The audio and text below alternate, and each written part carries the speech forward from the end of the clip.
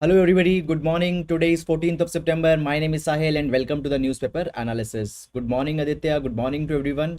Guys, in today's video, we will be taking up the entire newspaper analysis of the Hindu newspaper and we will see the good articles from the Indian Express explained section. Guys, whatever the articles we will be taking up here, the PDF of all this particular thing, you can find into our Telegram channel. The link has been provided into the description. You can download it from there. Now, guys, first of all, taking up the overview of the articles that we are going to take up today.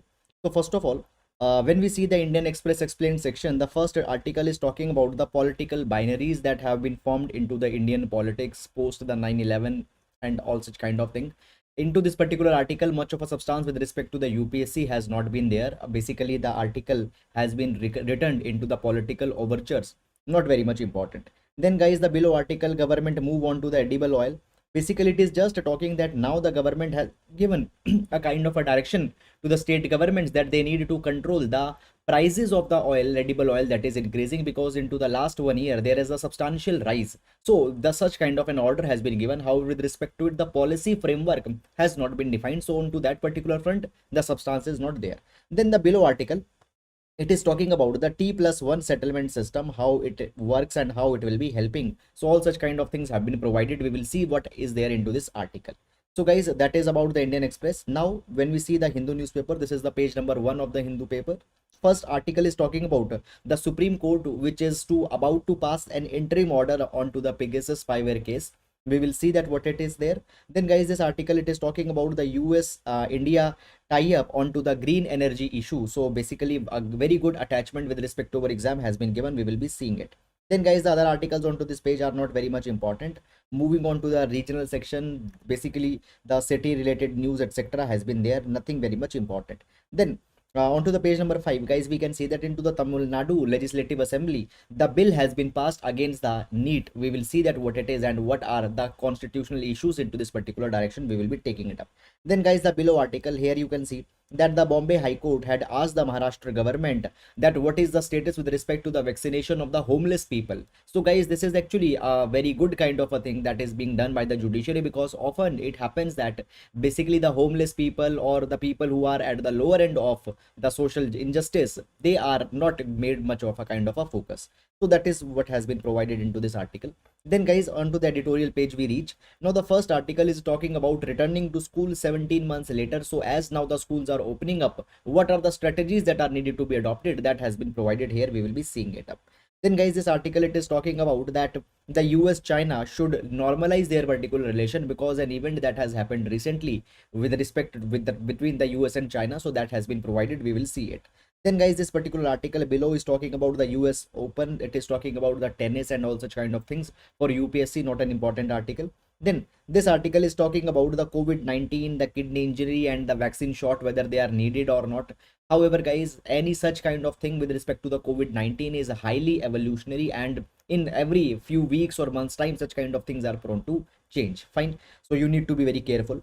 Now then, this article, it is talking about the Manipur, a case of asymmetric federalism. So with what is this asymmetric federalism, why or what kind of debate is forming onto that particular aspect, we will be seeing it. Then the Archakas of all hues, it is talking about how into the India the secularism has evolved, and with respect to a case study of the Tamil Nadu, we will be seeing this entire issue. Then the below article, again, it is talking on to the tennis and all such kind of things. Fine, much of important substance is not there again. Then further moving on guys, onto this particular basically onto this particular page number 8, many of the political issues etc has been mentioned, not very much important with respect to our examination. Then guys, next page we see that the child, basically there are many of the NGOs on which the curbs have been imposed. Okay, so what are the issue, what is this FCRA under which the curbs have been imposed, we will be seeing it up.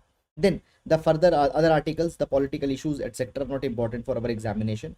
Then guys, the next page here, we can see that the Supreme Court had talked on calling the reforms for the divorce and all such kind of things. Then other COVID related cases etc, not very much important. Then onto the business page we reach, and here guys, we see two important issues with respect to the Supreme Court direction onto the insolvency and bankruptcy code, and other is the same Supreme Court's direction with respect to the IBC. We will be clubbing and both of them we will be seeing that what has been provided here. So that is all about the overview of the important articles. And now guys, let's discuss all these articles one by one. Now first of all, Starting up with the today's GS quote. So today we will be taking a quote from the Isaac Asimov. Isaac Asimov says violence is the last refuge of the incompetent. It has been provided here that only that person or that particular state will be resorting to the violence which have exhausted all the ways where they don't have any particular solution to the viable problem. So violence can never be a lasting solution, and the same thing has even been provided by the Mahatma Gandhi ji. So that is all about this particular quote, guys. Fine, and we can use it into the GS paper number 4 and answers related to the human values as well as ethics and human interface. Now taking up our first article. Now guys, this particular article we have taken up from the Indian Express explained section, and it is talking about the T+1 settlement system which has been proposed by the SEBI. Now this particular article will be important for our GS paper number 3 under the issues related to the Indian economy. Now, before going into this particular article, guys, I will explain you some of the very basic things which will help you to understand this article into a better way. Suppose this is Mr. A. Now, Mr. A wants to invest some of the money into the stock market. Okay, he wants to invest some of the money into the share market. What he will do? He will be going to a broker. Okay, now, and he will be going to a broker and he will open a demat account.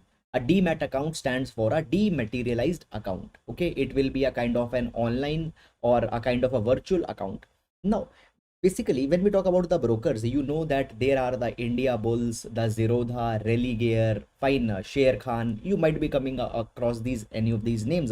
All these are the brokers. So they provide a facility of this particular demat account. The person, whenever he will be buying any particular kind of a share, that will be that share or that stock will be stored into electronic form into this demat account. Is it clear? Now, these stock brokers also provide you their own platforms where you can buy any particular kind of share, you can sell any kind of share into this particular thing. The stock market trading works. Now, guys, what happens? Suppose this Mr. A, he opened up a demat account with a company called as Zerodha. Okay, and after that he had bought some kind of a share, and these shares are stored into his demat account. Now today Mr. A wants to sell all these shares which he had bought.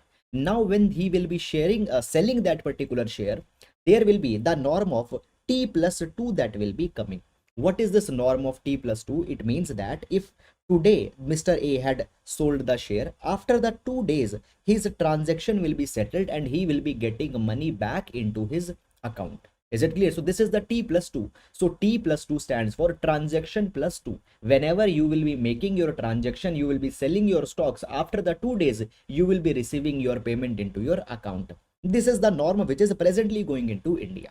Now, the SEBI, the Securities and Exchange Board of India, it has proposed that rather than this T+2 norm, we should come out with the T+1 norm. Within the 1 day after the transaction, the accounts are to be settled and funds are to be transferred to the person's account. This has been provided.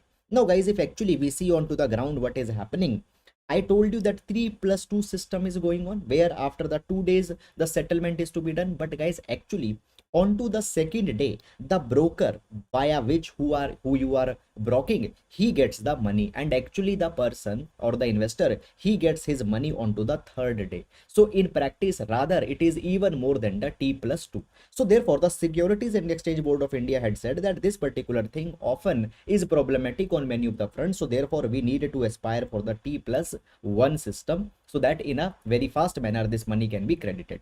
Now guys, this particular thing has been suggested from 2020, and now the SEBI had again suggested this particular arrangement. Is it clear? So we can see here, guys, that what will happen into the T+1 settlement. The trade takes place in 1 working day, and investor will get the money onto the following day. So after 1 day, you will get your money back. Now, what are the advantages according to this T+1 settlement? So the SEBI has provided that, first of all, this shortened cycle will only reduce the basically it will reduce and it will free up the capital.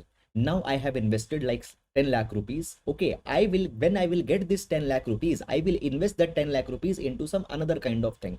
So basically, if this settlement cycle will be short, then the capital can be more effectively utilized. Okay, so there the capital will get free up and it can be effectively utilized. Moreover, it has been provided that, guys, when Suppose this particular thing that Mr. A had invested into a particular kind of a company XYZ. Now the financial condition of the company XYZ is not very much good, and every day it is deteriorating. So therefore, basically there might be a kind of a event also that the XYZ can file for the insolvency. He can even file for the bankruptcy, and into that particular thing, if actually such longer window is there, there is a more probability that such kind of filing for the IBC or insolvency could happen, and the money could get struck into this particular process. So if the T+1 settlement cycle will be there, then guys, basically your money getting caught because of such kind of unforeseen circumstances will also be reduced. That has been also provided. Moreover, this particular thing will bring further efficiency to the system that has been suggested, okay, by the Securities and Exchange Board of India.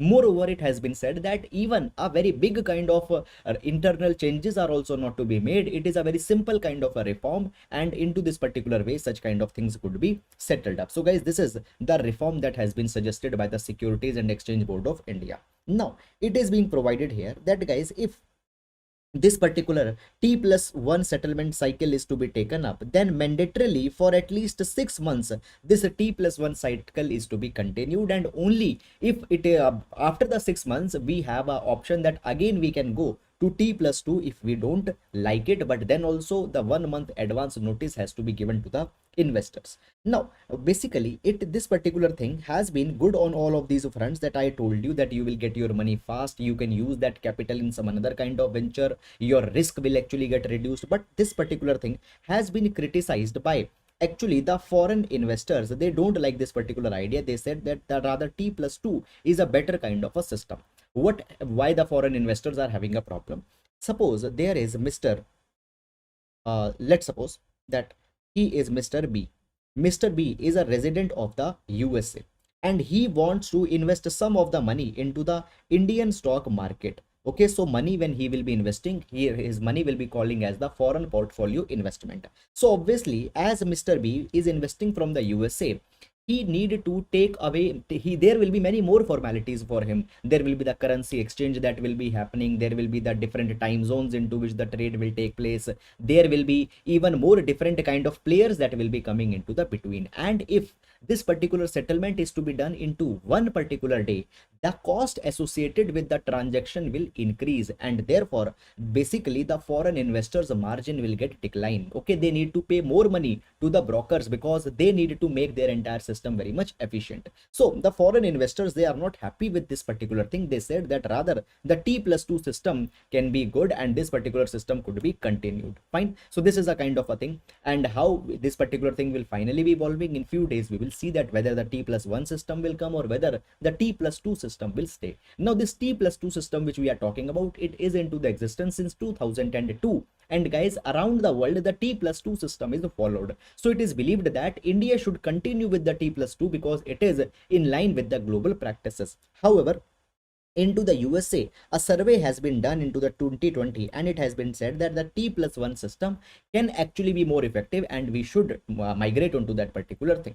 Fine. So that is the entire issue into this particular direction. Guys, it will be important again for our GS paper number 3, issues related to the Indian economy. So that is all about this article, and now we'll be moving to the next article. Now, this particular article, guys, talks about the India-US cooperation onto the green energy. And this article will be important. Number 1 for our GS paper number 2, the bilateral relation between the India and USA. And number 2, it will be important for the GS paper number 3 under the issues related to the climate change, cooperation onto the climate change. Now, guys, first of all, what is happening, we will be setting up the context, and then we will be seeing this particular article. Right now there is a kind of a, basically USA is asking all the countries that they should increase their climate pledge. They should take more targets in order to reduce the greenhouse gas emission and to stop the climate change. The COP26 is going to be held into the Glasgow, which will be hosted by UK, and into the COP26 all the countries will be again be revising their targets which they are taking, or the the steps that they are taking to reduce the climate change. Now what had happened, when we talk about the carbon footprint of any particular country, a majority of carbon footprints comes from the energy requirement, electricity requirement, or any other type of energy requirement. Into this particular capacity, guys, when we talk about India is the world's third largest electricity producer and the third largest electricity consumer. And as electricity is generated mainly because of the fossil fuels, the carbon footprint of India is also very much big presently. Now, it is actually, if we see the data, guys, today it is being said that India's installed power capacity will be 476 gigawatt by the end of 2021-2022. Okay, and it will increase to 817 gigawatt by 2030. So much of energy, installed energy capacity will be there, even more carbon will be emitted. Now, already India had said this particular thing, that as our carbon footprint is increasing, as our electricity energy requirement are increasing, we will be taking up a target, that is the 450 gigawatt by 2030 we will develop from the renewable energy, so that our carbon footprint doesn't becomes a problem onto the climate change front. That is already India had committed. However, guys, the USA had provided to the India that we will help you, we will give you the cooperation, you further enhance your climate pledges. What has actually happened? Basically, guys, into the month of April, after the Joe Biden became the president of the USA, there was the India-US Agenda 2030 partnership that had started. Again, I'm talking US-India 2030 Agenda partnership. Into this particular thing, both the Indian Prime Minister and US President, they had promised to each other that we will be cooperating, so that how 2030 sustainable developmental goals we can receive, how we can reduce the carbon footprint, and USA promised to the India that we will provide you all kind of support. And into that particular direction, what happened actually, guys? Climate action and finance mobilization dialogue got started. Again, climate action and finance mobilization dialogue. Now, by this climate action and finance mobilization dialogue, the USA will be helping the India that how India can achieve their target of this 450 gigawatt of renewable energy by 2030, and if possible, even more. Now, basically, this particular climate action and finance mobilization dialogue, it is based on three pillars. Pillar number one, that is the climate action pillar. Into this particular thing, it has been provided that both the countries will explore that how the emissions could be reduced into this decade, okay, on different fronts, how they can be reduced. Second pillar of this particular climate action and finance mobilization dialogue, it is that basically a roadmap will be prepared that how 450 gigawatt of energy India can derive from the renewable energy, okay. And the third pillar that has been there is the finance pillar. Into the finance pillar, the USA will be providing the money to the India to develop the renewable energy capacity into all the kind of sectors. Find the collaboration will be done onto funding, even onto the technology also the USA will be helping the India. Is it clear? So that by 2030, India's 450 gigawatt energy by renewable energy target get fulfilled. Okay, so into this particular thing, guys, what had happened now? This is a kind of a special cooperation that has been held between both of these countries. Okay, I hope that you have understood it. Fine. So therefore, what has happened? The environment minister of India and the US special envoy John Kerry, they have met into the New Delhi, and this particular pledge has been reaffirmed. Okay, so just that particular kind of issue has been provided here. Now, guys, we have covered this particular entire article right from the background, that what is happening, why it is happening, and I hope that you have understood it. Okay, so basically, into the convergence that is coming between the India and USA, the climate convergence is one of a factor, and this particular thing should be carried on laterwards also. One thing. Number two, guys, as USA is helping India, and they are cooperating on to the climate action and finance mobilization dialogue, you need to understand that there are some of the vested interest of the USA also. USA is actually pestering India that India should take the target of the net zero. Now, what is this net zero? Net zero target means that by 2050 or by 2060, you should take a pledge that your net carbon emissions will become zero. Whatever carbon you will emit, similar amount of carbon you will sequester, you will absorb also. So India has not up till now taken any kind of carbon. India has not taken any carbon neutrality target up till now, but USA wants that it should take it. And this is the USA's expectation in all of this, in the exchange of all this particular cooperation that is happening. Fine. So guys, that is all about this particular article. I hope that you have understood it, and now we will be moving to the next article.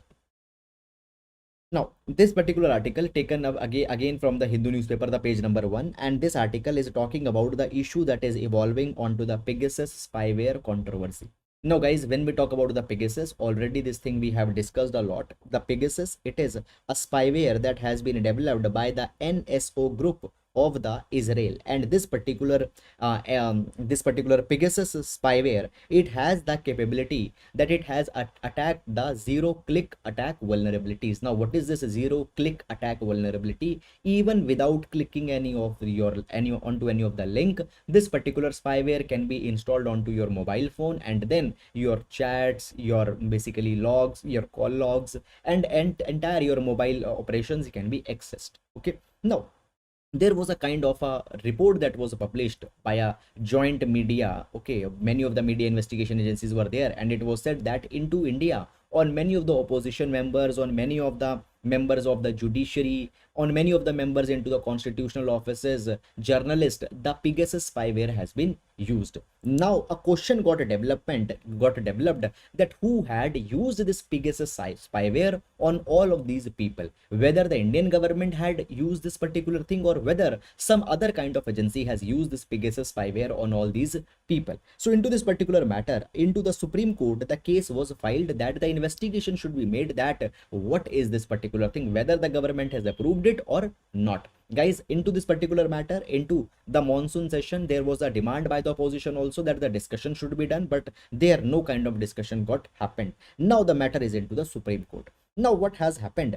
Basically, the Supreme Court has asked the center government that you should file an affidavit into the Supreme Court, and you should tell us that whether you have ordered this particular thing or not, and if you have ordered it, why you have ordered it, how you got the power, what are the implications, on whom you have done this particular thing. If you have done, tell us why. If you have not done, then give us a clear answer that we have not done it. Now guys, repeatedly the center government is asking the extension of the deadline with respect to filing of this particular affidavit, and even now the center had not filed the affidavit into the Supreme Court. Center says that this is the matter of the national security, and if we will directly be telling you that okay, whether we have used it or whether we have not used it, the terrorist organization will get a kind of a clear message that whether such kind of capability is there with the India or whether it is not there with the India, and therefore it will be jeopardizing the national interest, the national security. So we cannot tell you that particular thing. Now guys, into this particular thing, the Supreme Court had said that okay, then we will be passing our interim order. Okay, that whatever, okay, our observation is we will be passing our interim order. If you have any objection, you can file that particular objection. So guys, this is all the development that has happened into this particular thing. Now you don't need to go into the day-to-day development into this particular matter, but you need to understand the broad themes or the broad messages that we can take away from here. Number one, this particular thing that guys, nowadays a kind of a charge is being made onto the India that we are becoming a surveillance state. And into this particular thing, the surveillance is being done many a time to meet the political agendas, the political vendetta. However, the government justify this particular thing, and it says that in order to preserving the national security, such kind of things we might do, and even we have the power into that particular thing. However, guys, at the same time, another counter question or another counter argument comes, that is the right to privacy that has been given into the Puttaswamy case by the Supreme Court. So as per the Puttaswamy case judgment, whether you still have the power or not. So therefore, the basically again a kind of an argument comes that when the Puttaswamy case judgment came, it never said that the privacy is a fundamentally absolute right. Okay, even onto the privacy also there could be some reasonable restrictions, and even if when the state is using any kind of a surveillance, that will be coming into the definition of a reasonable restriction into the right to privacy. However, entire ultimate decision will be given by the Supreme Court, and the Supreme Court is still hearing this particular matter. So guys, this is the entire development that has happened. I hope you have understood it. Fine, apart from it, nothing more is there into this article. And now we'll move to the next article. Now, this particular article pertains to the federal issues, GS paper number 2. It will be important, polity and the federal issues. Okay. And here we will be seeing one of our decision that has been taken by the assembly into the Tamil Nadu. Now guys, you might already be knowing that there is the NEET, that is the National Eligibility Entrance Test. Now the NEET is an entrance examination for the medical. Earlier, guys, what was happening for the medical colleges, there were the different kind of procedures that were adopted by the different state governments. Somewhere it was merit based, somewhere it was entrance test based, so different kind of provisions were going on. However, guys, it was ruled that we need a kind of a uniform standard for the medical admissions, and it was said that a uniform test of the NEET will be there. And guys, this particular thing started up. Now what has happened, the Tamil Nadu government from the very start believed that this particular NEET will not be a good thing. According to them, by this particular NEET, the people who are at the who are having the less socio-economic standards, who are poor, they will be at a disadvantage, because what will happen, this NEET examination will be helping the people who are rich. They will afford the coaching, they will, because of that particular coaching, they will be preparing for this all India level test, whereas the poor people cannot afford the coaching, so therefore they will be at the disadvantage. And into this particular thing, now what has been done, the Tamil Nadu assembly, it has passed a bill into which they had dispensed, or they had removed this particular NEET for the admission to the undergraduate medical courses. Okay, they had said that NEET will not be required. Whatever way we want, we can design our own test, we can design our own entrance mechanism.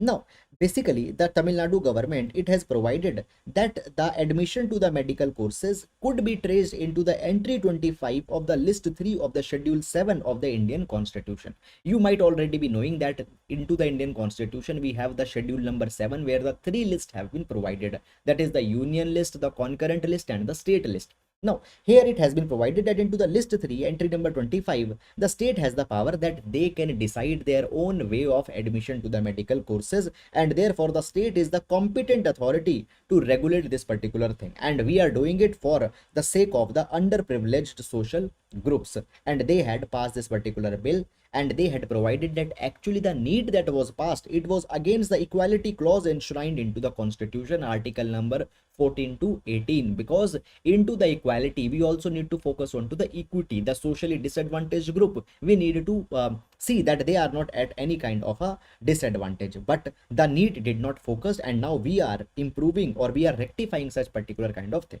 Now the bill has been passed. Guys, you might be knowing this particular thing, that when a bill is passed by the legislative assembly, or if there is a legislative council also, then by both, the bill will be going to the governor. Now governor has the power that governor can give the assent, governor can withhold the assent, fine, governor can even recommend that particular bill to the president. Is it clear? And can ask the assent from the president.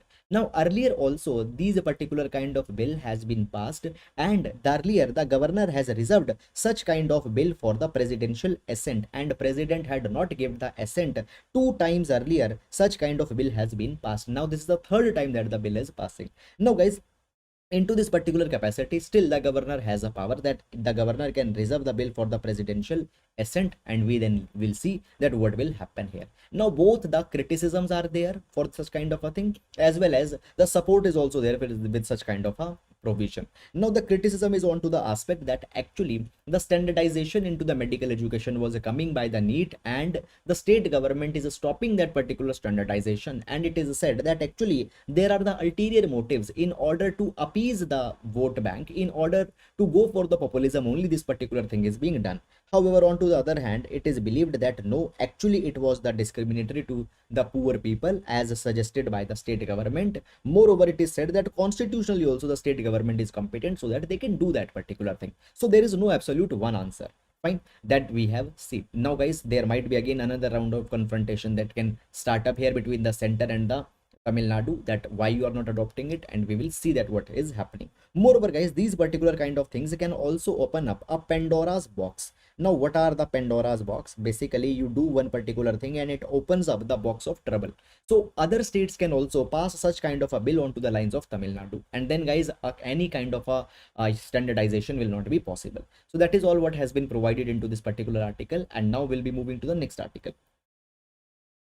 Now guys, this particular article taken up from the Hindu newspaper, and it is talking about the it is talking about a recent development that has happened between the USA and the China, and it will be important for our GS paper number 2, that is the international issues. GS paper number 2, it will be important. Now, what has happened? First of all, I will tell you the context and then we will understand this particular article. So, guys, first of all, since the Donald Trump came to the presidency into the USA, the relation between the China and the USA has not been good.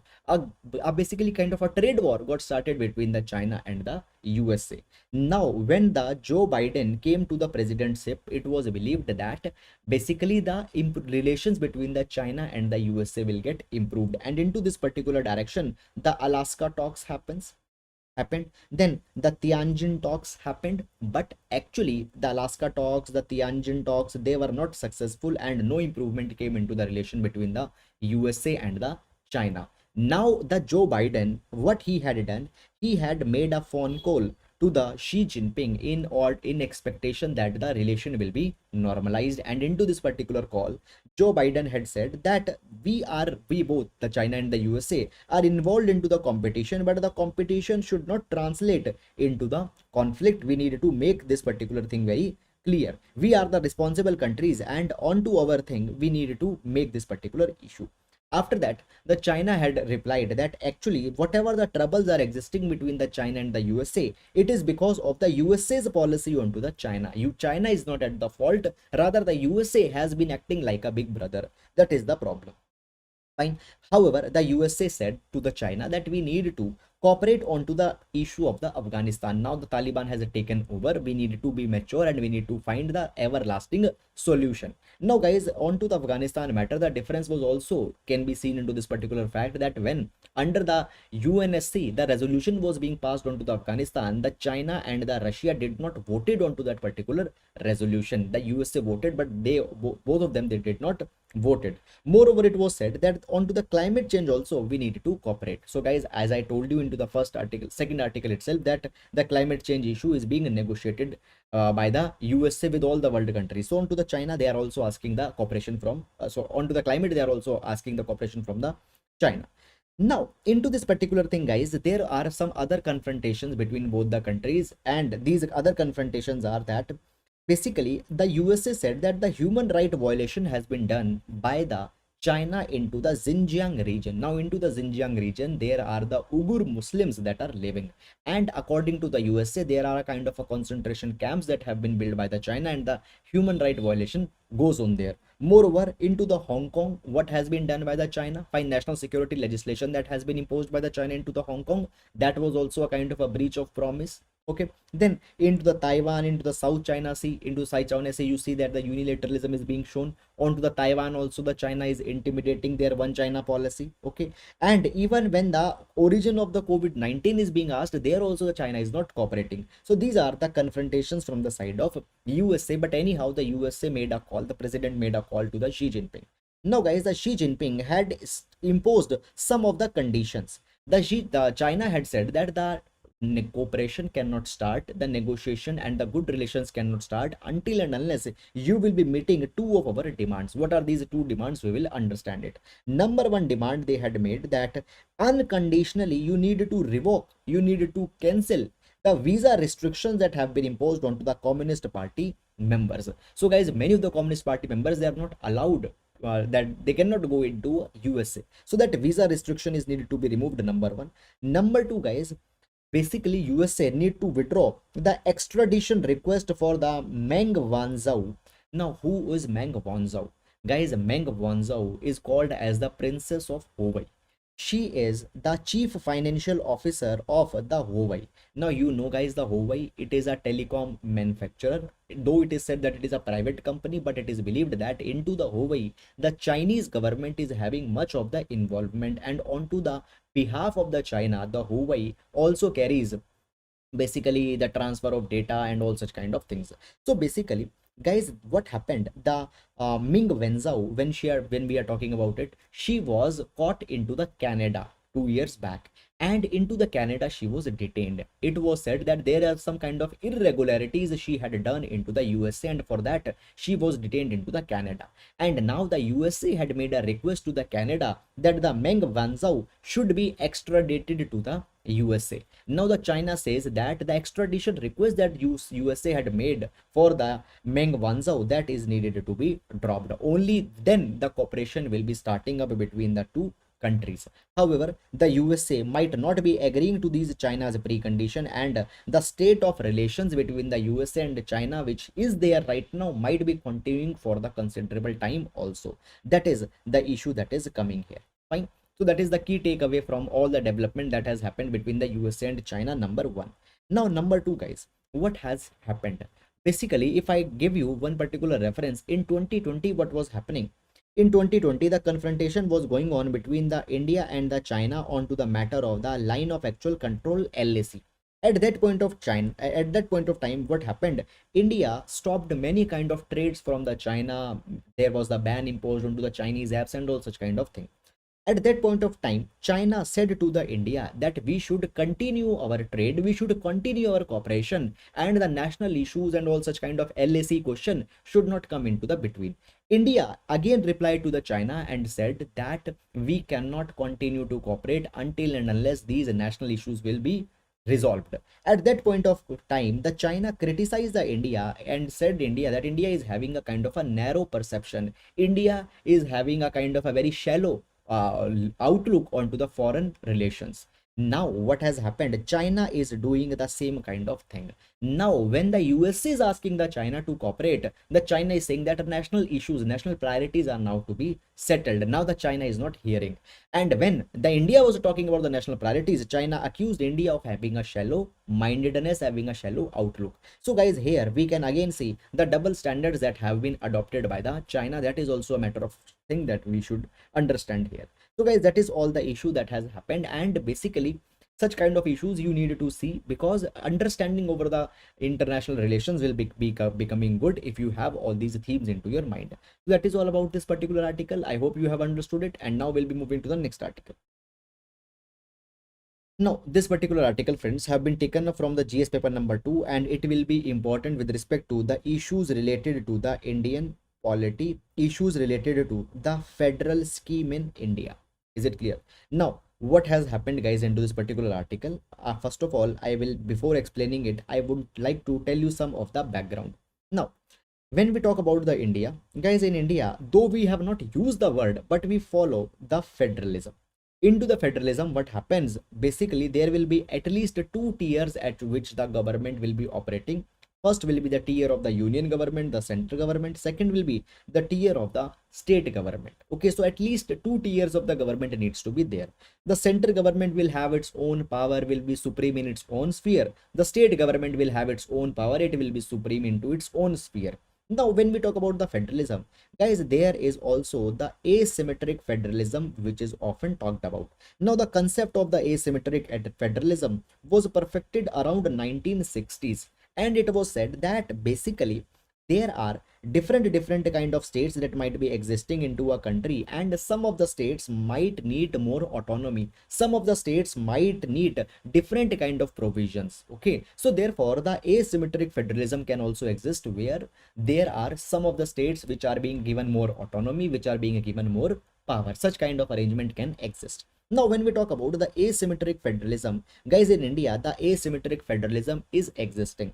Under article number 370, we give a special power to the Jammu and Kashmir. Even they were allowed to make a separate constitution. Fine. So that was one particular instance. Then, guys, under article number 371 also, there are the many of the states which have been given the special powers that they can have much more autonomy. They can have much more little bit different kind of political structures. The representation to the tribal groups have been given. The power to preserve their culture has been given into many of the groups, into different kind of state under article number 371 and its related part. So in India also, the asymmetric federalism has been adopted. Now, guys, basically, when the asymmetric federalism is being talked about, okay, such kind of approach was adopted in India when the Constitution of India was adopted, obviously in 1950. Now, at that point of time also, the question of the asymmetric federalism was not very easy. Okay, there was actually the integrationist approach that was coming at that point of time. What is this integrationist approach? You need to understand, guys. It was said that actually India has been created after the partition, and after the partition, actually the two countries have been created. One is India and another is the Pakistan. India, it was said, that is more or less the homogenized country of Hindus, as Pakistan became the country for the Muslims. So as India is a homogenized country for the Hindus, why you need to give a kind of a asymmetric federalism? Why some of the states are being given a special kind of status? This thing should not be done. Rather, what we need to do, we need to give same status to all these kind of states. Okay, so this was provided. Moreover, it was said this particular thing, that if we will be providing a special status to some of the state or some of the region, then this particular thing will be creating frustration in some other kind of groups. So rather than going for the asymmetric federalism, we need to go for a integration. Even the tribals are needed to be integrated in one scheme of political affairs. This particular thing was said. It was said that if you give asymmetric federalism and some special rights to the tribal groups will be giving up, then what will happen? There will be the tribal stan that will be created into the India. There will be the communist stan that will be created into the India, because every group will have their own group identity. They have their own kind of a different tribal ethos. They will follow it, and the tribal stan will be created in India. So no need to give such kind of special treatment to any kind of a state. So integrationist approach against the asymmetric approach came in India. However, at that point of time, many of our constitutional makers, such as the Dr. B.R. Ambedkar, they were very much sensitive to the special demands, and they said that no, we need to give the asymmetric federalism in India, and asymmetric federalism has been used. But guys, still it has been provided that the asymmetric federalism, though it is there in constitution, but the governments had not liked it, and from time to time government has tried to take the substantial extra power that are being given, and they had tried to dilute this asymmetric federalism. Now the question has been given, now the case study has been given, that what Manipur government has done. So guys, recently Manipur government had introduced the Manipur Hill Area Autonomous District Council Amendment Bill 2021. First of all guys, when we talk about the Manipur, the under article number 371C of the Indian Constitution, the Hill Area Committee and the District Council for the self-administration of the hills of the Manipur has been created. See, when I tell you about the Manipur, in Manipur we have the valley area and we have the hill area.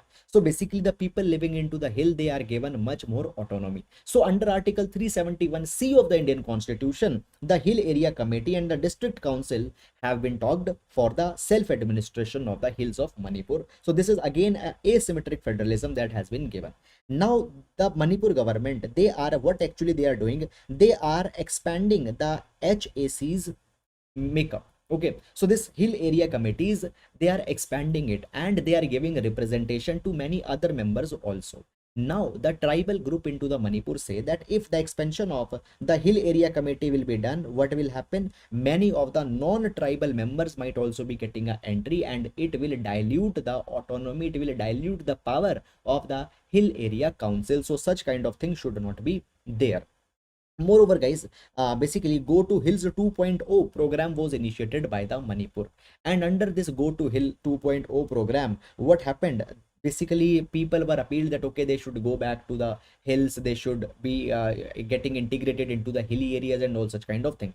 This particular thing has also not been liked by the tribal groups into the Manipur. They said that by this particular thing, the native people of the hills, they will be basically deprived. Okay, so these are the two instances where the government tried to again dilute the asymmetric federalism, but it has been criticized by the tribal groups into the Myanmar. That has happened. Moreover, the Myanmar has said that basically the government is trying to transgress, and the tribal land rights are being taken up by different kind of manipulations. Okay, many other kinds of rights have been used. So guys, you don't need to go in every that particular kind of right. So therefore it has been provided that how this asymmetric federalism will be moving into the times to come in India, we need to see it.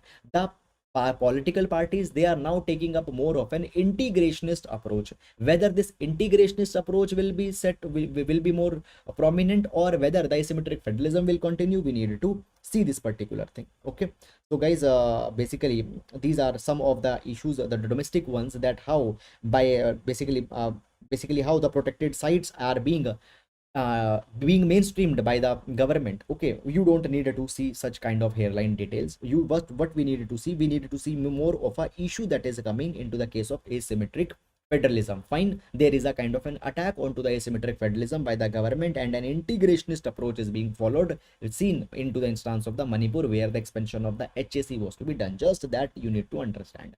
Fine. However, guys, this particular kind of thing might not be very much good, because when we talk about the Indian constitution, it is based on two certain fundamentals, and one of the fundamental is the recognition of the diversity, and into the recognition of diversity, the asymmetric federalism becomes very much important, because the tribal rights, tribal identities to be protected. So integrationist approach should not be used. Fine. So that is one conclusion that we can take up here. So that is all, guys, about this particular article. I hope that you have understood it, and now we'll be moving to the next article. Now, taking up this next article, returning to school 17 months later. Basically, guys, it is this particular article is talking that now, as the schools are reopening, what needs to be the urgent priorities of the school. So with respect to the GS paper number 2, social justice, education, this particular article could be important. Now, guys, the article begins with a kind of a premise that when we talk about, there could be the two types of teachers into the education that we can find. The teacher number one, these are those teachers which are just concerned about completing their syllabus. They are just concerned that how whatever the text are mentioned into the textbook, they are to be translated and they are to be given to the children. Then there are the other type of other type of teachers. They are not only concerned about completing the syllabus, but they are concerned about the social concerns, the social problems, the emotional well-being of their children. They connect with their children out of just the teaching and learning kind of thing. So these are the second kind of teacher that are being talked about. Now, guys, this is one thing. We will be coming on to this particular equation laterwards. Now, what has happened? Basically, into the Indian education, the schooling system has been such that the day the child enters the school, he comes into the pressure, and the pressure is of performance. It is expected from the child from the day one that he will be performing and he will be reaching towards the higher grades. So this is a kind of a social culture that is existing into the India. Now what happened? The COVID-19 came, and into the COVID-19, the gap into the education has been developed, and into this particular education gap, there are many of the children who had lagged behind into the education. They lagged behind, number one, because of the fact that the online education was imposed and they were not able to take any online education because of their poverty, because of the non accessibility of the devices, etc. Second thing, many of the students might be taking the online classes, but they were not able to connect with the teacher, because the pedagogical skill that was there into the physical class, they were not there into the online classes. So now what has happened, the COVID-19 had created some kind of gaps. Now after that particular gap, the children are again coming to the school, and basically there might be a problem that the children might not be able to solve the basic maths or the language problem which they might be solving earlier. They might not be comfortable into these particular kind of things, and into this particular thing, this thing will be seen as a sign of weakness, okay, and into the student, that the student had become weak, and the remedial measures will be adopted by the schools, by the teachers. These remedial measures will be like drilling these children, giving them more kind of a coaching. Fine, basically answer parroting, okay, just asking them to mug up the things, okay, even the punishments could also be there. So this particular thing will be starting up. It has been provided that, guys, such kind of things will be the first problem, that children who had fallen back, they will be seen as weak. Second thing is coming is that, guys, today when the digital learning has become a mainstream kind of mechanism for last more than 1.5 years, what will happen, the children had also learned many of the addictive behaviors also. Addictive behaviors, like they are now become more prone to the basically YouTube. They are now more prone to the gaming, online gaming, and all such kind of thing. So basically the attention deficit will also be coming to the children. That is another problem that the children will be facing. Then the third it has been talked about is that, guys, basically the online teaching was extremely limited into the reach, and there were many of the children who might not have taken any kind of an education. So for them the gap are very much high. So therefore now it is being provided into this particular article that we need the teachers of the second type. Okay, so who are the teachers of second type? These are those teachers who connect with their students just beyond the classrooms also. They are concerned about the emotional well-being of their students. They are concerned about the mental state of their children. So we need these more second type of student teachers, so that they can understand that how the learning gaps that have come, they are to be filled, how the students are again to be mainstreamed into the education. Now what has happened, the teachers, they are just starting up from with an approach that okay, we will continue where we have left into the online class, but that kind of approach cannot work. So therefore, two priority areas are there which are suggested by the article. Number one, now the schools need to focus on to the arts, music, painting, theater, dance, all these kind of things should be emphasized. They should not be ignored after the COVID, because they have an aesthetic experience for the children, and they also provide the great healing to the children. And when a child is involved into this particular kind of things, he enjoy the process and he becomes even more comfortable into the school and all such kind of thing.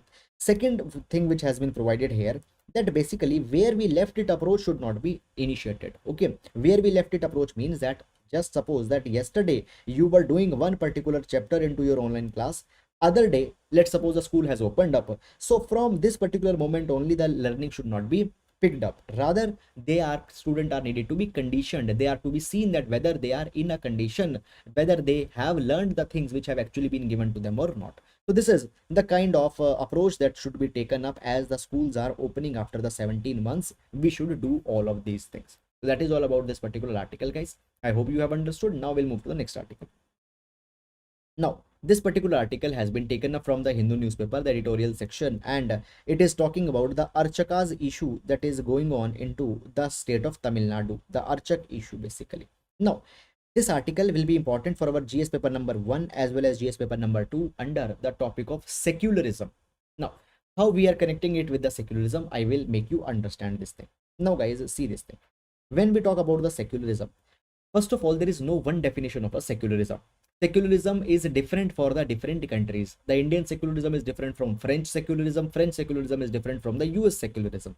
So secularism is different in all the countries. Somewhere the secularism just promotes the concept of strict separation between the state and the religion. Somewhere it is not a strict separation, rather it is a harmonious relation between the state and the religion. Guys, if I give you the example, when we take the example of France concept of secularism is based on to the concept of la laicite. Into this particular laicite, France is strictly discouraging the religion into public places. But in India, the secularism is different. Into that particular direction, even the Supreme Court has a power that they can basically intervene. They can have an intervention into the matters related to the religion, and whenever the religion is not going into the direction of reform, the Supreme Court can give any kind of directions. Fine. You need to keep this particular thing into your mind. Now we will take up the article. Again, I will be coming back onto this particular thing. What has happened?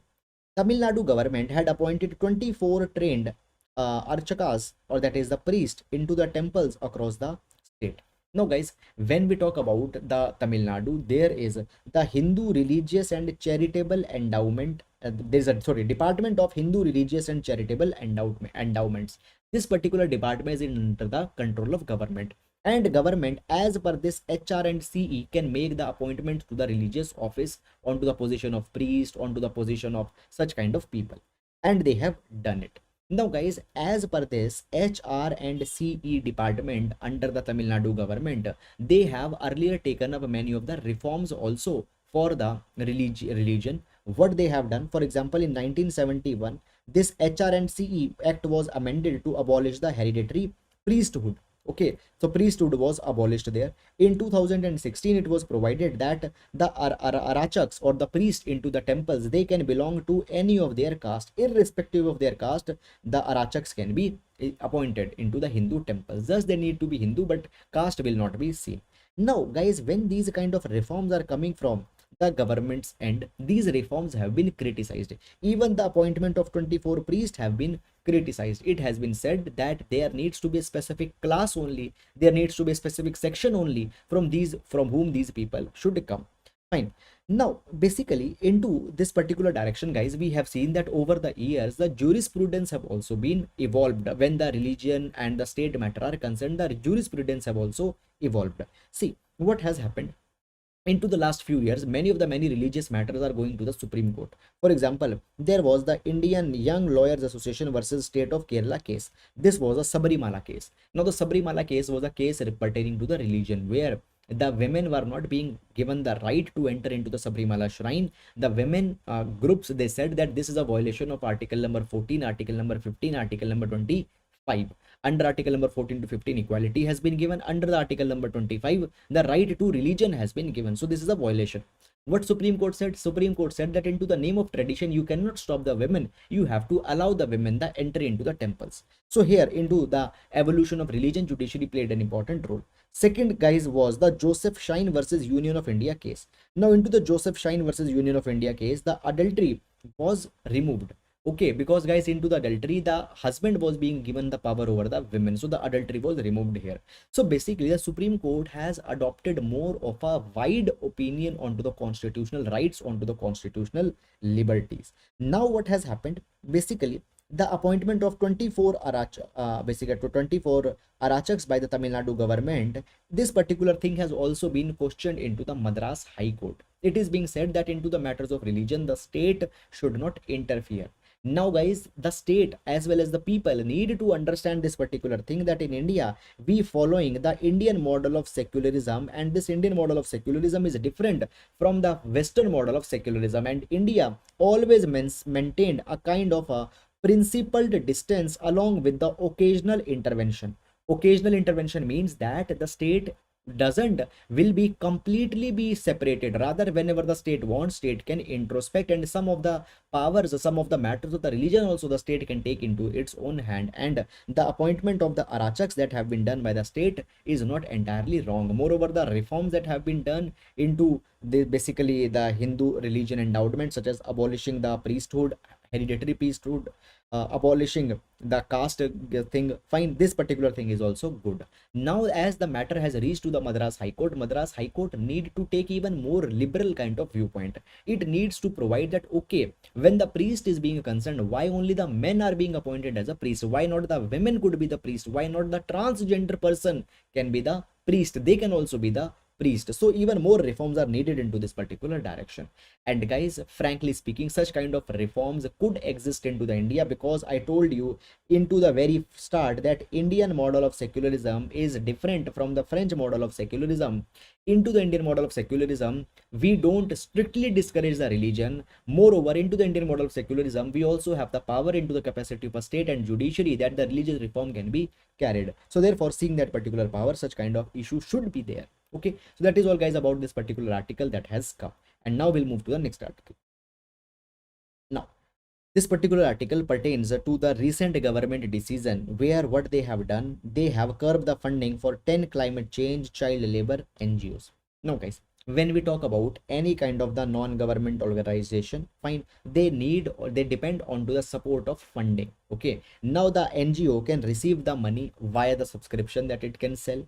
NGO can receive the money by the voluntary donations, or the NGO can receive the money from the foreign sources.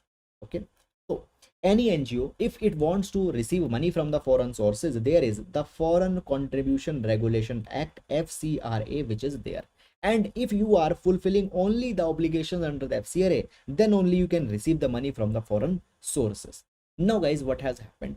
Over the past few years, particularly from 2014 onwards, there is a kind of a controversy that is going on between the government and the NGOs. What actually happened in 2014, the Intelligence Bureau published a report, and into that report of the Intelligence Bureau, it was said that many of the NGOs who are receiving the funding from the foreign governments, they are having some vested interest. They are deliberately trying to stall, they are deliberately stopping the development of country. Sometimes, for example, guys, let's suppose that there is a dam project that is going on. There will be some kind of an activist NGOs that will be coming, and they will say that if this dam will be built, then the land will be submerged. Many of the people, they will lost their land, and all such kind of thing is there. It will impact the ecology of this particular region. Such kind of things are being made by the NGO. Now, government said that many a times these NGOs are deliberately trying to stop the development so that India remains a backward country, and there is a vested interest of these NGOs. They have been given a funding by the foreign sources. And it was said by the Intelligence Bureau report of 2014 that that approximately 1.5 to 2% of India's GDP has been lost because of the protest posed by the NGOs. So therefore, even more stringent provisions under the FCRA was made for the NGOs if they want to receive the funding.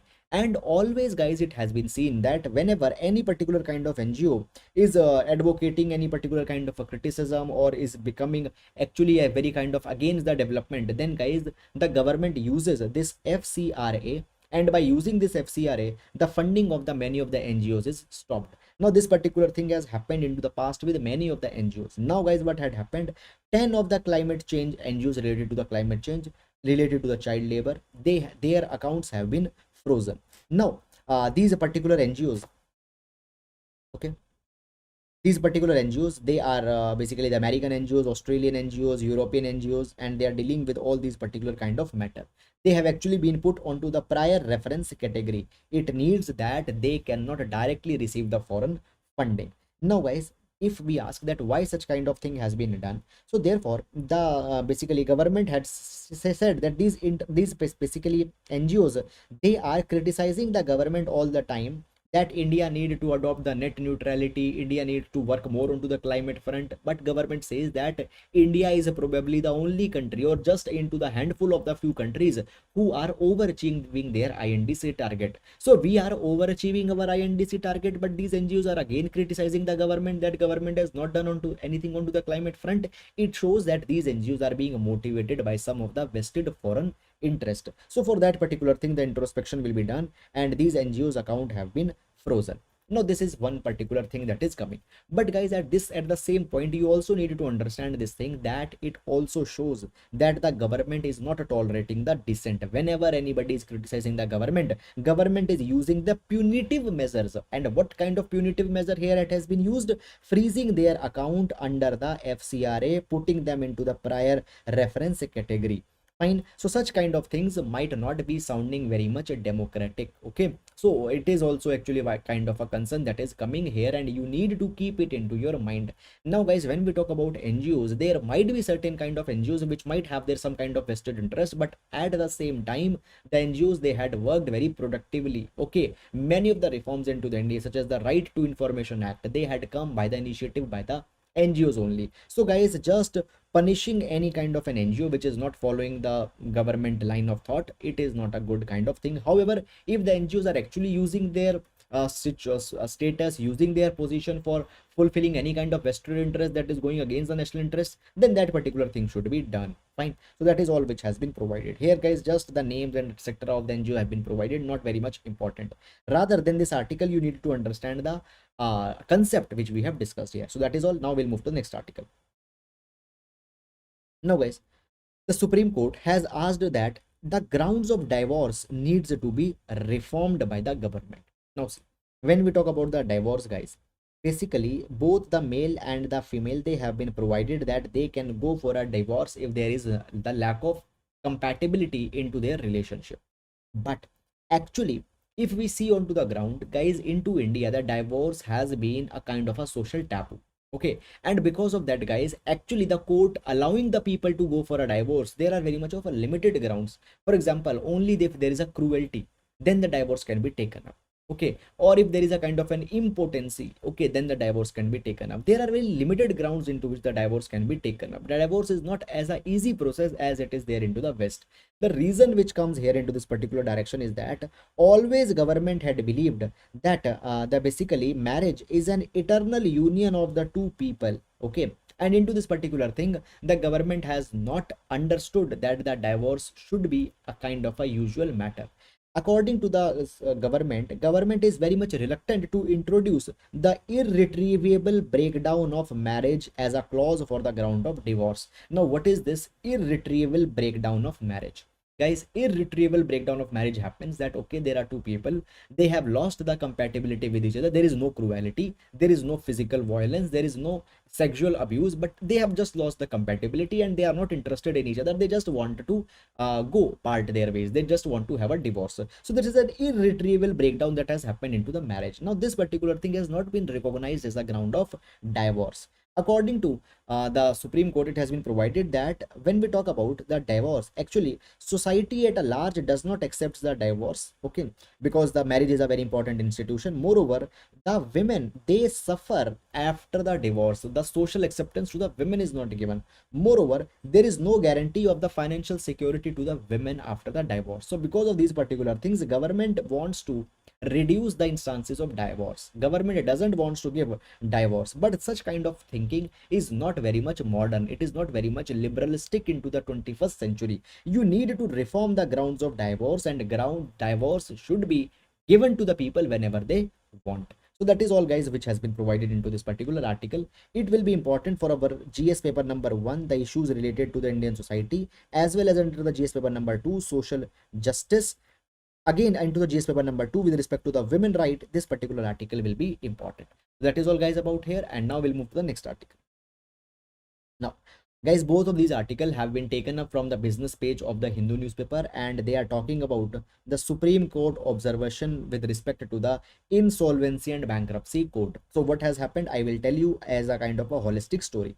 So guys, the insolvency and bankruptcy code, it is a kind of an arrangement that we had adopted into the India in order to speed fast the insolvency process of the companies. Okay, now insolvency process happens that when the company's financial situation has deteriorated and the company cannot continue, so the company will declare its bankruptcy. Now, before the 2016 insolvency and bankruptcy code, there was many of the other processes for the insolvency, but those processes used to take many kind of years, and actually the bankruptcy process was very much pathetic that was going on.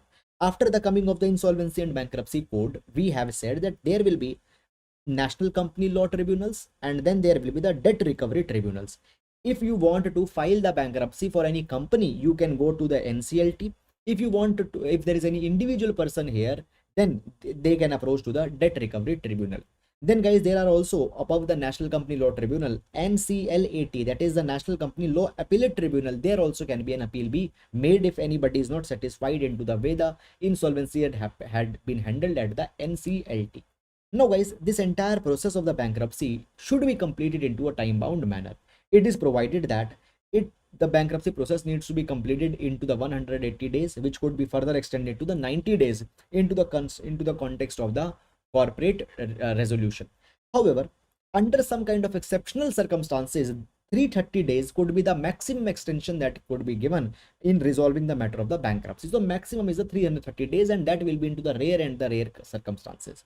Now, the Supreme Court had provided this particular thing that when we see the working of the NCLT onto the ground or the NCLAT onto the ground, we find that there are substantial gaps. These two organizations, they are actually not disposing the case into the time-bound manner. Much of the time are taking up. There are much of the judicial backlogs that have developed here, and it is entirely defeating the purpose for the IBC. Okay, it is entirely defeating the reason for which the IBC was created. That time-based disposal, it is being not taken up. So these problems of delay are needed to be resolved, and the time-bound manner disposition should be done. Now, when we talk about these delays, guys, they are also happening because of the matter that there are large number of vacancies into the NCLT that is there. So if these vacancies are needed, they should also be filled up. Moreover, it is provided, guys, into this particular article that what happens, suppose there is a particular company, and then there are the creditors of this particular company who had filed that the ABC company should be sent for the liquidation. Now the creditors, debtors, and all the parties, they had agreed to a liquidation plan, and they said that okay, into this particular way we will be going for the liquidation and bankruptcy of this particular company. They will submit the plan to the National Company Law Tribunal. Now the National Company Law Tribunal should not question the wisdom of all such kind of plan and should not interfere all the time into such kind of thing. It has often been said that deliberately the NCLT is even interfering into the matters where the resolution process have been finalized, and then what is happening again, the process is getting delayed. So therefore the message has been given to the NCLT as well as to the NCLAT that they need to decide this particular process into a time bound manner. They should not take much of the time. So that is all what has been provided here, nothing apart from this particular thing. So guys, just as a one liner, we can use it into a question if it comes. So that is all, and guys, this article will be important for our GS paper number 3. That is all about the today's newspaper analysis. Friends, I believe that you are liking the initiative and you have understood it. Guys, please do support the initiative, please do hit the like button, and please take care. We will be meeting tomorrow into the next class. So that is all. Thank you.